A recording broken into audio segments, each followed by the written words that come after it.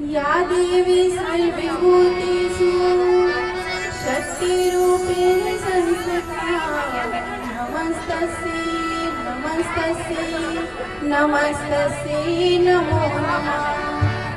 या देवी सर्वभूतेषु मातृरूपेण संस्थिता नमस्तस्यै नमस्तस्यै नमस्तस्यै नमो नमः।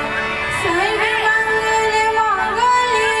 शिवे सर्वार्थसाधिके शरण्ये त्र्यम्बके गौरी नारायणी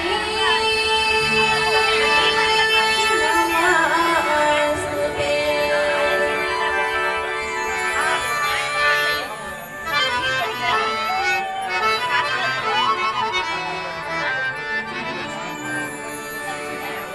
जय जय भैरवी असुर भयावनी, जय जय भैरवी असुर भयावनी, पशुपति भामिनी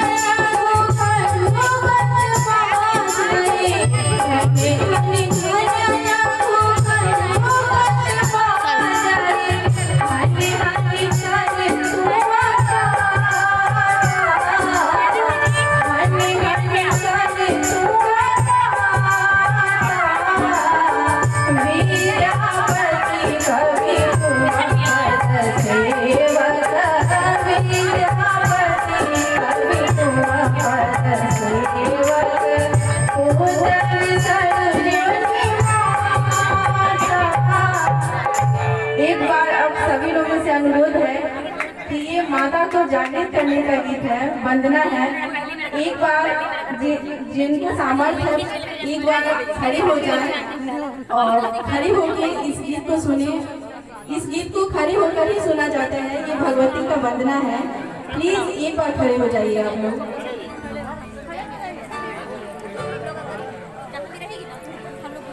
और सभी लोगों से अनुरोध है कि अब ताली बजाने के साथ हमारा साथ दें, गाने के साथ ताली बजाएं। बहुत बहुत घने घने